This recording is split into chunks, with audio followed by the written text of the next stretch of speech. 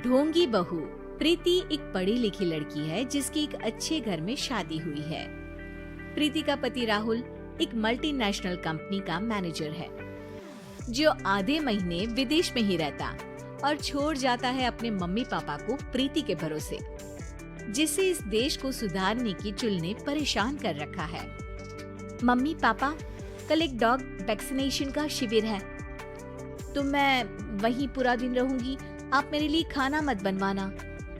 अरे बेटा प्रीति, वो बाई तो काम छोड़कर परसों ही जा चुकी, एक नई बाई देखनी पड़ेगी। माँ, आप तो जानती ही हो ना कि मैं कितना बिजी रहती हूँ। अगर कल मैं नहीं गई तो कुत्ते एडॉप्ट ही नहीं हो पाएंगे। देखिए, हम इंसान तो बोलकर अपनी तकलीफों को बता सकते हैं, लेकिन वो बेचारे, उन्हें हमारी ज्यादा जरूरत है मम्मी। अरे बोल के भी हम क्या हासिल कर पा रहे हैं। अब ठीक है बेटा, तू जा, मैं खाना बना लूंगी। ऐसा पहली बार नहीं हो रहा था। देश भर में जितने एनजीओज हैं, चाहे वो स्टूडेंट्स के अधिकार के लिए हो या गरीबों में खाना बांटने का काम हो, प्रीति सबसे जुड़ी हुई थी। रोज कहीं बाहर ही रहती थी, एक शिविर में नहीं तो दूसरे में, और छोड़ जाती थी अपने सास ससुर को उनके खुद के भरोसे। और जब कोई उसे कहे, अरे प्रीति, कभी तेरी सास का हाथ भी बटा दिया कर, तो उसका एक ही जवाब रहता था,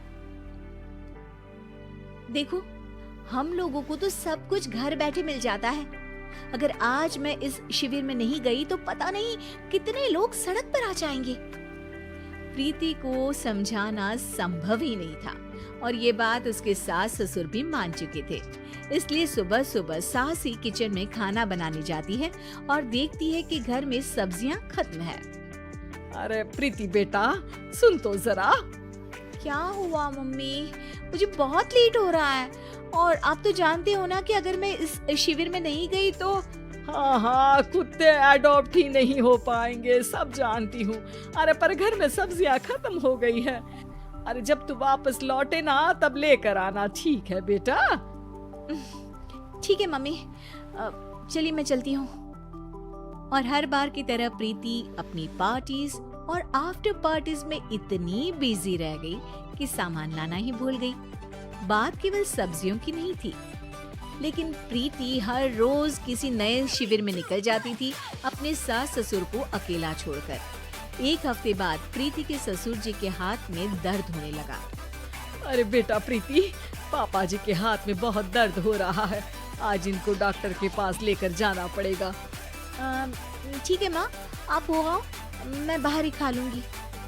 अरे बेटा, मैं कैसे ले जाऊं? ये काम तो हमेशा राहुल ही करता था और मुझे तो डर है कि कुछ ज्यादा बड़ी बीमारी ना हो जाए। उफ़ो, आज मुझे मेडिकल शिविर में जाना है। बेचारे बड़े बुजुर्ग जिनके अपने फैमिली वाले उनका ध्यान नहीं रखते, उनका पूरा मेडिकल चेकअप होगा। अगर मैं नहीं गई तो आप तो जानते ही हो, उनका चेकअप नहीं हो पाएगा। और हाँ बेटा, तू जा, मैं कुछ ना कुछ कर लूंगी। प्रीति के सास और ससुर दोनों ही काफी समय से प्रीति को समझाना चाह रहे थे कि उन्हें भी मदद की जरूरत है, लेकिन अब तो पानी सर के ऊपर जा चुका था। उधर प्रीति शिविर में पहुंचकर सबसे मिल रही थी। काफी भीड़ थी और प्रीति इंस्टाग्राम पर फोटोज अपडेट करे जा रही थी। तभी प्रीति की दोस्त रीना उसके पास दौड़ती हुई आती है। अरे प्रीति, जल्दी चल। अरे क्यों, क्या हुआ? अरे तू अभी सवाल मत पूछ और चल मेरे साथ। प्रीति रीना के साथ जाती है तो देखती है कि गरीब बुजुर्गों की लाइन में प्रीति के सास ससुर भी खड़े हैं। प्रीति को समझ में नहीं आता कि ये क्या चल रहा है।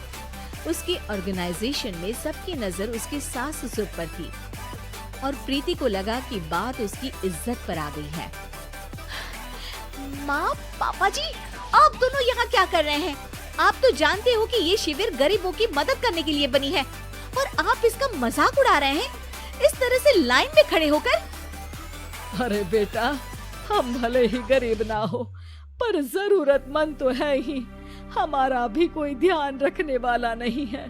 मेरे पति के हाथ में दर्द है, मैंने सुना कि जरूरतमंद बुजुर्गों का यहाँ फ्री में इलाज हो रहा है, इसीलिए चले आए।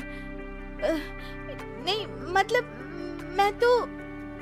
प्रीति को समझ में आ गया था कि समाज को संभालने से पहले उसे अपना घर संभालना चाहिए और वो सर झुकाकर अपने सास ससुर से माफी मांगती है।